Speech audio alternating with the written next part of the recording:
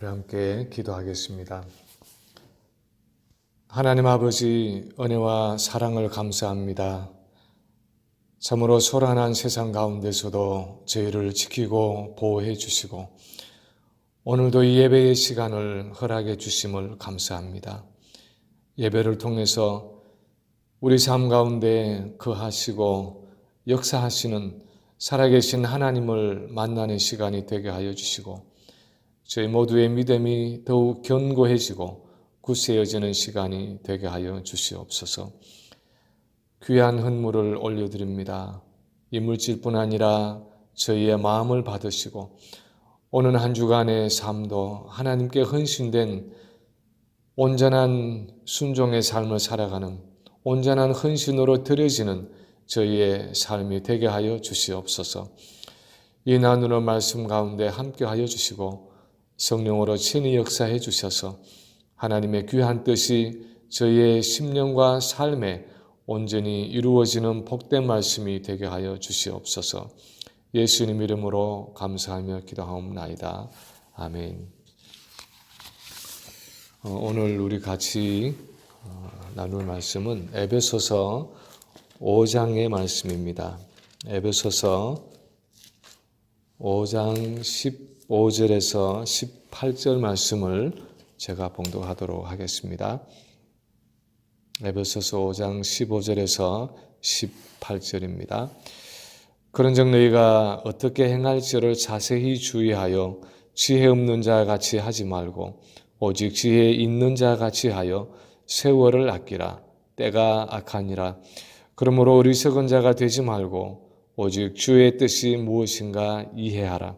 술 취하지 말라. 이는 방탕한 것이니 오직 성령으로 충만함을 받으라. 아멘. 이 코로나 바이러스, 코비드-19 팬데믹으로 인해서 우리가 3월 중순부터 모여서 예배를 드리지 못하고 각 가정에서 예배를 드리고 있습니다. 그리고 우리 대부분이 직장 생활을 하지 못하고 집안에 갇혀서 지내거나 일부 시간만 일을 하고 대부분 집에서 시간을 보내왔습니다. 예전에는 직장 생활을 하고 일을 하느라고 눈코 뜰 새가 없이 바쁘고 너무나 피곤해서 때로는 씻고 나서 저녁을 먹고 나면 그냥 쓰러져서 잠자기 바쁘다던 그런 생활에서 어쩌면 이제는 갑자기 시간이 너무 많아져서 너무 남아돌아서 이 많은 시간을 어떻게 보내야 할지를 몰라서 주체하지 못하는 이 당황스러운 분들도 있었는지 모르겠습니다. 예전에는 시간이 없어서 미루고 미루어왔던 성경을 부지런히 읽은 분도 계실 것이고 그동안 밀려 있었던 신앙서적을 읽은 분들도 있을 것입니다. 어떤 분들은 평소에 못하던 운동이나 산책을 마음껏 하신 분들도 있을 것이고 또 어떤 분들은 유튜브 방송이나 드라마를 보면서 시간을 보낸 분들도 있을 것입니다. 근데 우리가 적어도 이번에 이 특이한 시간을 보내면서 깨닫게 된 한 가지는 우리는 일하기 위해서 존재하는 사람들이 아니라는 사실입니다. 일하기 위해서 존재하는 사람들이 아니라는 것입니다. 그동안 매일같이 아침 일찍부터 저녁 늦게까지 일을 하기 위해서 먹고 자고 움직이면서 살아왔지만 그래서 그 직장이나 일터에서 일하는 것이 마치 내 인생의 목적인 것처럼 거기에 내 모든 것을 다 걸고 살아왔지만 막상 원치 않게 이렇게 직장을 멈추고 보니까 내 직장 일도 이 일도 내 인생의 궁극적인 목적이 아니라는 사실을 깨닫게 된 것입니다. 우리에게 있는 이 인생이라는 것이 무엇입니까? 우리에게 있는 이 시간이라는 것이 도대체 무엇입니까? 이 시간이라는 보따리 속에 담겨져 있는 생명과 건강과 재능과 물질과 내가 가진 이 모든 인생의 자산은 도대체 신앙적으로 내게 무슨 의미가 있는 것입니까? 그저께 금요일에 우리 총회의 어느 목사님이 노회장으로 섬기던 어느 목사님이 세상을 떠나서 장례식이 금요일에 있었습니다. 양력을 보니까 1957년생이었습니다. 나이로 하면 63세가 되는 나이에 암으로 투병하시다가 돌아가시게 됐습니다. 63세의 나이에 이 인생을 마감짓고 하나님 앞에 선다는 것과 80, 90이 넘도록 이 인생을 더 살아간다는 것이 도대체 어떤 차이가 있는 것입니까? 만약 더 오래 살아야 한다면 우리는 무엇을 위해서 더 오래 또는 더 유복하게 이 삶을 살아가야 하는 것입니까? 사실 오늘 본문은 일종의 이런 인생에 대한 이야기를 하고 있습니다.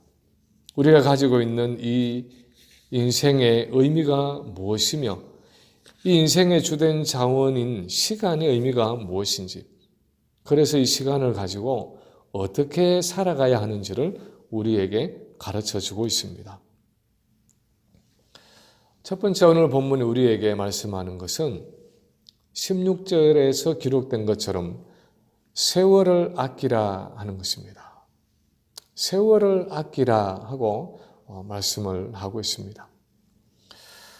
우리는 이 세월을 아낀다 하는 구절을 마치 한국에서 많이 들었던 권학문에 나오는 일촌광음 불가경이다 하는 구절처럼 시간을 아끼고 절약해서 사용하라는 단순한 말로 이해하기가 쉽습니다. 그런데 이 성경이 가지고 있는 의미는 그 이상입니다.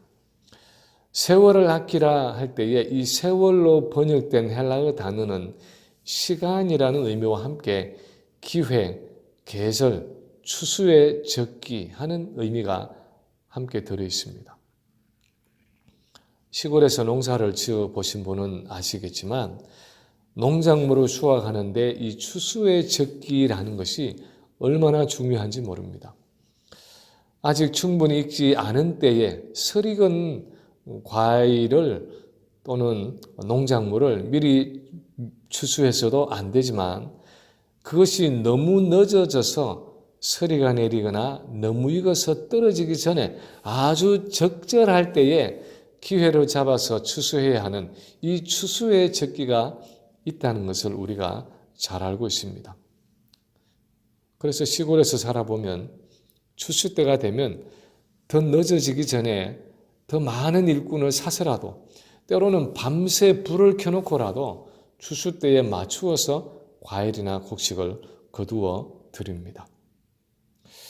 그래서 오늘 본문에서 세월을 아끼라 할 때의 이 세월의 의미는 우리에게 있는 이런 종류의 기회를 놓치지 말라는 것입니다. 아직 내 손에 있을 때 그 가장 적합한 기회를 아주 필사적으로 붙잡으라는 의미입니다. 세월을 아끼라 할 때에 아낀다라는 이 말의 원어를 영어 성경에서는 redeem이라고 번역을 하고 있는데 만약 우리 한국말로 옮긴다면 구속하다, 구해낸다 하는 의미입니다.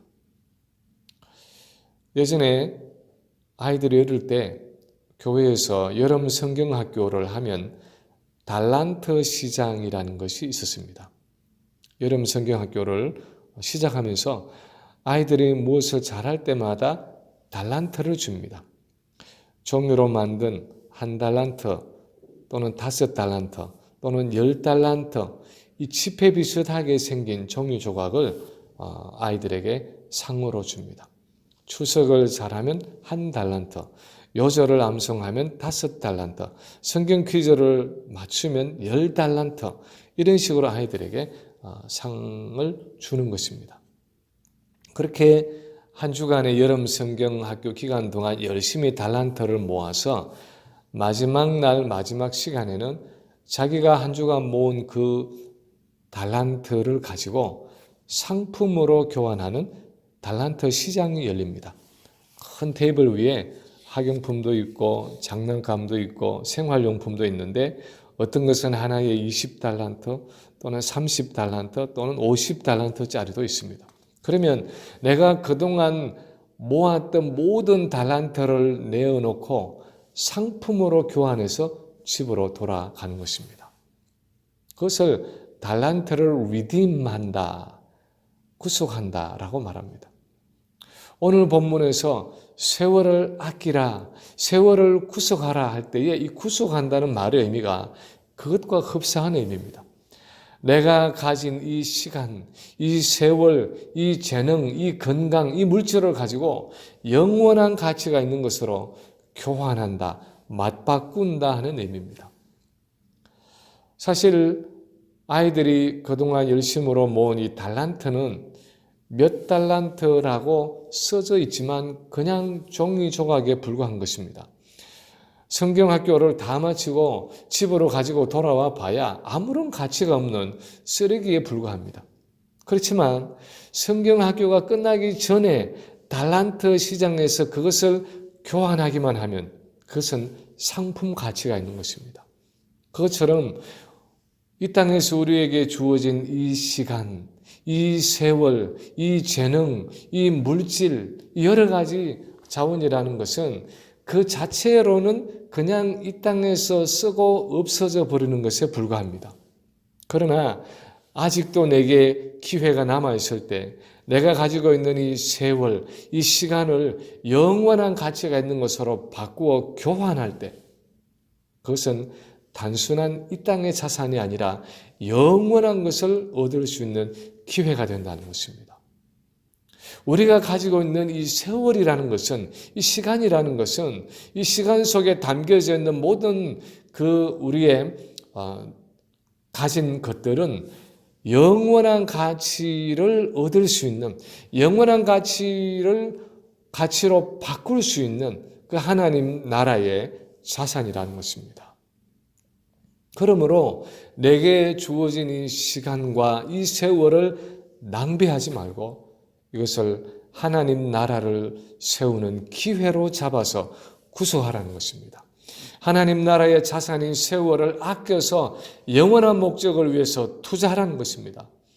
성도로서 우리가 이 땅에서 보낸 이 세월은 아무리 작고 보잘것없어 보여도 그것을 하나님이 원하시는 일에, 하나님이 기뻐하시는 일에 쓰기만 하면 가치 있는 것이고 생산적인 것이고 영원한 세계에서 하나님의 인정과 보상을 받을 수 있는 하나님 나라의 자산이고 자원이라는 것입니다. 그래서 우리는 우리의 시간을 그런 관점에서 사용함으로 세속적인 용도에서 건져내어야 한다는 것입니다. 구속해야 한다는 것입니다.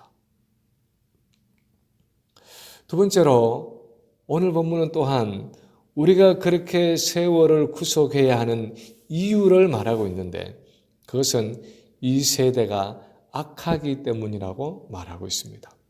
16절에 보면 세월을 아끼라 때가 악하니라 하고 말씀하고 있습니다. 때가 악하기 때문에 하나님의 뜻을 분별함으로 이 시간을, 세월을 구속해야 한다는 것을 두 가지 면에서 생각해 볼 수 있습니다. 하나는 때가 악하기 때문에 우리로 하여금 그 시간을 하나님의 나라를 위한 목적이 아니라 죄악되고 세속적인 모습으로 사용하게 하려는 사단의 유혹이 그 어느 때보다도 강하다는 것을 의미합니다. 사단은 끊임없이 우리의 시간을 탈취해서 하나님의 목적이 아니라 내 자신의 목적을 위해서, 그리고 궁극적으로는 사단의 목적을 위해서 사용하게 합니다. 우리의 시간을 그냥 허무하게 이 세상에서 낭비해 버리게 합니다. 세속적인 여러 일들에 헛되이 탕진해 버리도록 사단은 끊임없이 우리 성도들을 유혹한다는 것입니다. 시골에 사는 어떤 아이가 있었습니다. 엄마가 아이의 손에 돈을 쥐어주면서 저 읍내에 있는 가게에 가서 반찬거리로 쓸 물건을 좀 사오라고 심부름을 시킵니다. 이 어리숙한 시골 아이가 손에 엄마가 쥐어진 돈을 쥐고 읍내에 있는 가게를 향해서 걸어갑니다. 그런데 가는 길에 나쁜 친구들을 만나게 됩니다. 그 친구들이 손에 쥔 돈을 보고는 이 아이를 유혹합니다. 야, 우리 저기 만화 가게에 가서 조금만 만화를 보다가 가자 하고 유혹해서 데려갑니다. 그리고는 가서 같이 만화를 보면서 야, 우리 뜨끈뜨끈한 오뎅 하나씩만 사 먹자 하면서 이것저것 먹고 또 거기 있는 만화를 보고 하다가 결국은 시간도 다 가고 돈도 다 쓰고 어둑어둑한 저녁이 되어서 이 아이는 엄마가 시켰던 그 심부름을 하지 못하고 결국 빈손으로 집에 들어옵니다. 엄마는 아이를 기다리고 있는데 아이는 시간도 돈도 다 써버리고 빈손으로 들어와서 엄마에게 야단을 맞습니다. 근데 사단의 역할이 이 스토리에 나오는 나쁜 친구들과 아주 똑같습니다.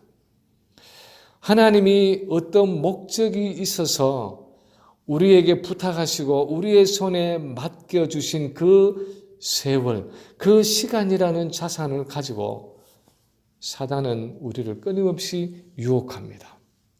야, 인생을 그렇게 꼭 빡빡하게 그렇게 살아갈 이유가 뭐냐?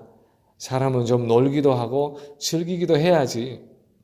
그 시간을 가지고 여기에도 쓰고 저기에도 쓰고 이런 영화도 보고 저런 드라마도 보고 하면서 우리 손에 있는 그 세월을 하나님의 나라를 세우기 위해서 우리에게 들려주신 그 시간을, 그 세월을 낭비하게 만듭니다. 그래서 한 주가 지나고 나면 내가 이번 주간에 뭘 하느라고 그렇게 바빴지 하고 생각해 보는데 정작 내가 꼭 해야 할 일, 정말 하나님이 내게 원하시는 그 일, 하나님 나라를 위해서는 별로 사용도 못 해보고 그냥 나 자신의 육신의 정욕을 위해서 세상에 보잘것없는 그 순간적인 즐거움들을 위해서 헛되이 낭비해 버린 내 시간들을 볼 때가 있습니다. 이 세대가 악하기 때문에 우리는 우리의 시간을 하나님이 나를 위해서 가지신 그 뜻을 이루는 것에 사용하도록 하나님 나라를 위해서 투자할 수 있도록 나의 시간을 건져내어야 한다는 것입니다. 내 시간을 구속해내어야 한다는 것입니다. 내 시간을 세상적인 일에 헛되이 탕진하게 하는 그 사단의 유혹에 대항해서 내가 어떻게 살아가는지 조심하고 주의해서 내게 주어진 시간을 지혜롭게 하나님의 뜻을 위해서 사용해야 한다는 것입니다. 때가 가니라 하는 표현 속에 담겨진 또 하나의 의미는 때가 가기 때문에 이제는 주님의 재림이 임박했다는 의미입니다. 다시 말하면 주님이 곧 다시 오셔서 우리에게 주신 시간을 결산하실 것이기 때문에 심히 조심하고 주의해서 하나님의 뜻을 행함으로 세월을 구속해야 한다는 것입니다. 마태복음 25장에 나오는 달란트의 비유는 주님이 우리 성도들에게 맡겨주신 그 인생의 자산을 마지막 날에 반드시 결산하신다는 교훈을 담고 있습니다. 시간이라는 것은 우리 모든 인생의 자산을 담고 있는 그릇과 같습니다. 우리의 건강도, 우리의 재능도, 우리의 물질도, 우리의 기회도 모두가 다 우리에게 주어진 시간 안에 들어 있습니다.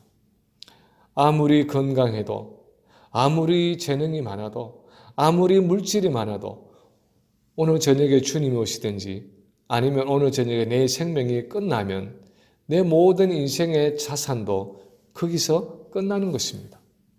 이제는 인생의 결산을 위해서 주님 앞에 서야 하는 것입니다. 개인적인 종말이 되는 내 생명의 끝이든지 우주적인 종말이 되는 주님의 재림이든지 내게 남아있는 시간이 그리 많지 않기 때문에 그 결산의 날이 임박했기 때문에 이제는 우리에게 주어진 이 시간을 더욱더 하나님의 뜻대로 지혜롭게 사용함으로 세월을 구속해야 한다는 것입니다. 세 번째로 오늘 본문은 어떻게 세월을 구속할 수 있는지 좀 더 구체적인 방법을 말해주고 있는데, 그것은 어떻게 행할 것을 자세히 주의하여 주님의 뜻이 무엇인지를 분별하라는 것입니다. 본문 15절에 보면 너희가 어떻게 행할 것을 자세히 주의하여 지혜 없는 자 같이 말고 오직 지혜 있는 자 같이 하여 라고 말하고 있고, 17절에 보면 그러므로 어리석은 자가 되지 말고 오직 주의 뜻이 무엇인지 이해하라 하고 말씀하고 있습니다. 너희가 어떻게 행할 것을 자세히 주의하라 하고 말씀하고 있습니다. 자세히 주의한다 하는 이 표현을 NIV 영어 성경에서는 Be very careful how you live 하고 번역하고 있습니다. 의역을 하면 너희가 어떻게 살아가는지를 대단히 굉장히 심히 조심해라 하는 의미입니다. 그냥 되는 대로, 그냥 세태가 흘러가는 대로, 그냥 환경이 만들어지는 대로 그럭저럭 수동적으로 떠내려가는 삶이 아니라 내가 어떻게 살아가는지를 심히 조심해서 그 흘러가는 시간 속에서 하나님이 내 인생에 맡겨주신 그 일을 잘 감당함으로 내게 주어진 시간을 영원한 세계를 위해서 구속할 수 있도록 지혜롭게 살아가라는 것입니다. 아주 조심해서 지혜롭게 살아가라는 것입니다. 사단이 원하는 대로, 세상이 원하는 대로 생각 없이 헛되이 시간을 낭비하고 나서 에서처럼 기회를 잃고 나중에 땅을 치는 어리석은 사람이 되지 말라는 것입니다. 몇 년 전에 읽은 책 중에 밥 버포드라는 사람이 쓴 Half Time이라는 책이 있었습니다. 이 책의 내용은 인생의 전반전에는 우리가 만약 축구 경기를 하면 전반전, 후반전이 있고 그 중간에 쉬는 시간이 있죠. 그 halftime이라는 의미인데, 이 책의 내용은 인생의 전반전에는 그냥 쫓겨 살면서 경제적인 기반을 잡고 아이들을 키우느라고 내가 정말 원하는 것, 하나님이 진정으로 내게 원하시는 삶을 살지 못할 수 있지만 이제 얼마 남지 않은 인생의 후반전에서는 정말 하나님이 내게 원하시는 사람, 하나님이 나를 통해서 이루시고자 하는 그 일을 위해서 용기 있게 자기 삶의 패턴을, 자기 삶의 방향을 바꿀 수 있어야 한다는 것입니다. 그 용기가 있는 사람은 인생의 전체를 아름답게 결산하겠지만 그 용기가 없어서 여전히 전반전을 쫓기면서 그럭저럭 살아가듯이 그렇게 후반전을 살아가는 사람은 결국 이 땅에서 진정으로 내가 해야 할 일, 정말 하나님이 나를 통해서 꼭 이루시고자 하는 그 일을 하지 못한 채 내 인생이 끝날 수도 있다는 것입니다. 그 책을 읽으면서 제 마음에 여러 가지 생각이 찾아왔습니다. 제 스스로에게 다시 한번 물어보게 되었습니다. 나는 정말 내가 진정으로 원하는 후회하지 않을 삶을 살아가고 있는가? 나는 정말 내가 진정으로 해야 한다고 생각하는 그 신앙생활을 하고 있는가?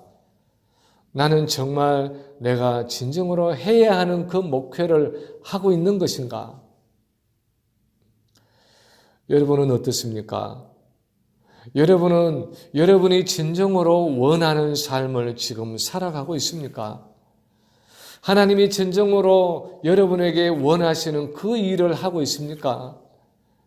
여러분이 진정 마음으로부터 원하는 그 후회 없는, 후회하지 않을 신앙생활을 하고 있습니까?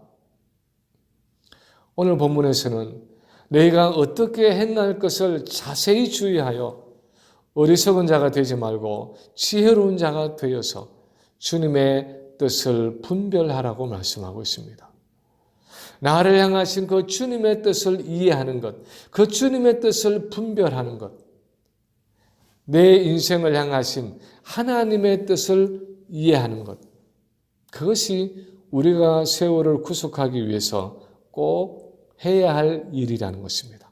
꼭 있어야 하는 일이라는 것입니다. 이 악한 세대, 이 죄악된 세상에서 나의 그 세월을 건져내기 위해서 내가 어떻게 행할 것을 자세히 주의해서 어리석은 자가 되지 말고 지혜로운 자가 되어야 한다는 것입니다. 이것을 할 것인지 저것을 할 것인지 선택의 기로에 서게 될 때 내가 원하는 것이 아니라 나를 이 땅에 보내시고 내게 이 시간이라는 세월이라는 자산을 주신 그 하나님이 원하시는 일을 순간순간 선택하는 것.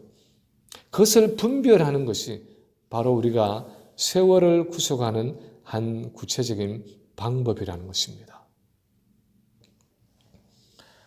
오늘날 세대가 가지고 있는 위기 중에 하나가 있다면 많은 그리스도인들이 우리는 하나님의 뜻을 구체적으로 알 수가 없다 하고 생각하면서 막연하게 살아간다는 것입니다. 물론 어느 정도의 도덕적 윤리적인 원칙으로서 내가 뭘 해야 하고 무엇을 하지 말아야 하는지 정도는 짐작하고 그것은 지키면서 살아가고 있지만 매 순간순간 하나님이 내게 원하시는 구체적인 뜻이 있고 나의 생각과 행동과 삶을 조장하시는 하나님의 현재적인 인도하심이 있다고 생각하면서 살아가지 않을 때가 많다는 것입니다. 그래서 많은 경우에 어떤 중요한 선택을 앞두고도 멈추어 서서 하나님 앞에 기도함으로 하나님의 뜻을 구하는 경우가 드물다는 것입니다. 그래서 내 자연적인 생각에 따라서 선택하고 그냥 세상 사람들이 대충 살아가는 그 방식으로 선택하며 살아가기 때문에 하나님이 기뻐하시는 것, 하나님이 원하시는 선택을 하지 못하며 살아가는 경우가 많다는 것입니다. 우리가 성경을 살펴보면 이스라엘의 첫 왕 사울과 그 다음 왕인 다윗의 현저한 차이를 하나 찾아볼 수 있습니다. 그것은 사울은 한 번도 하나님께 물어서 하나님의 뜻을 찾는 경우가 없었지만 다윗은 무엇을 하든지 하나님께 자세히 묻는 장면이 때마다 여러 번 나타난다는 사실입니다. 사울은 대체로 자기 생각대로 자기가 판단하는 대로 행했습니다. 예를 들어서 블레셋을 치기 위해서 군사들을 모아놓았는데 군사들은 사기가 떨어져서 흩어지는데 선지자 사무엘이 빨리 오지를 않습니다. 그래서 그 당시에 사무엘만이 할 수 있었던 그 제사를 자기가 마음대로 행함으로 결국 하나님의 버림을 받게 됩니다. 그것을 해야 할지 말아야 할지 하나님께 진지하게 묻는 모습이 없었습니다. 그러나 다윗은 달랐습니다. 무슨 일을 하든지 하나님께 먼저 묻는 모습이 많이 나타납니다. 예를 들어서 사울의 추격을 피해서 자기 부모를 모압 왕에게 부탁하면서 말합니다. 하나님이 나를 위해서 어떻게 하실 것을 내가 알기까지 나의 부모로 나와서 당신들과 함께 있게 하기를 청하나이다. 하나님이 나를 위해서 어떻게 하실 것을 내가 알기까지. 그래서 하나님의 그 지시를 기다리면서 임시로 부모를 모압 왕에게 맡긴 것을 볼 수 있습니다. 다윗이 블레셋을 쳐서 그일라 거민을 도울 것인지 말 것인지를 결정할 때 다윗이 여호와께 묻자와 가로되 하고 기록하고 있습니다. 또 그일라를 도운 후에도 그들이 다윗을 사울의 손에 붙일 것인지에 대해서 이스라엘의 하나님 여호와여 청컨대 주의 종에게 일러 주옵소서 하면서 하나님의 뜻을 구하고 있습니다. 다윗과 사울의 차이는 하나님이 내게 원하시는 뜻이 무엇인지를 분별하기 위해서 자세히 주의해서 행한 사람과 그런 것들을 전혀 개의치 않고 상황에 따라서 세태에 따라서 내 생각에 따라서 그럭저럭 살아간 사람의 차이였습니다. 그런 하나님의 세미한 인도하심을 얻기 위해서 오늘 본문 18절에서 바울은 술 취하지 말라. 이는 방탕한 것이니 오직 성령의 충만을 받으라 하고 명령하고 있습니다. 내 안에 임재해 계시고 역사하시는 성령의 인도하심을 따라 행할 때 그 내재하시는 오순절 성령께서 내 마음과 생각을 주장하시고 주님의 뜻이 무엇인지를 분별할 수 있게 해주시고 이 악한 세대 가운데서도 하나님이 기뻐하시는 것을 지혜롭게 행할 수 있게 해 주신다는 것입니다. 그 성령의 충만함에 대해서는 다음 주에 좀 더 구체적으로 다루도록 하겠습니다. 이제 말씀을 마칩니다. 사단은 끊임없이 우리 손에 있는 이 세월이라는 하나님 나라의 자산을 낭비하도록 하고 세속적인 일에 탕진하도록 만듭니다. 그래서 하나님 나라를 세우는 일을 지체시키고 수포로 돌아가게 하고 망치게 만들려고 합니다. 그러나 우리 안에 계시는 성령은 우리가 하나님의 뜻을 지혜롭게 분별함으로 우리에게 주어진 이 세월이라는 기회를, 이 시간이라는 자산을 영원한 가치가 있는 것으로 구속하게 하고 건져내게 합니다. 가면 다시 오지 않을 이 인생의 기회를 놓치지 않고 하나님 나라를 위해서 최선으로 투자할 수 있도록 우리에게 지혜를 주십니다. 그런 이유 때문에 하나님께서는 우리에게 성령으로 충만케 되라고 말씀하십니다. 바라기는 이 악한 세대 가운데서도 예수 그리스도의 성령으로 충만케 되어서 주님의 뜻을 잘 분별하고 하나님 나라를 위해서 우리의 시간과 우리의 남은 모든 인생의 자산들을 최선으로 주님의 나라를 위해서 투자하는 지혜로운 정직으로 살아가는 우리 모든 성도들이 되시기를 주님의 이름으로 간절히 축원합니다. 우리 함께 기도하겠습니다. 아버지 하나님, 오순절에 성령을 우리에게 보내주셔서 우리의 마음과 생각을 주장하게 하여 주시고 주님의 뜻이 무엇인지를 분별할 수 있게 해주심을 감사합니다. 항상 그 주님의 성령으로 충만케 되어서 이 악한 세대 가운데서도 세월을 낭비하지 않고 하나님 나라의 영원한 가치를 위해서 우리의 시간과 우리의 인생의 자산을 투자하고 활용하는 지혜로운 정직으로 살아가는 저희 모두가 되게 하여 주시옵소서. 예수님 이름으로 감사하며 기도하옵나이다. 아멘.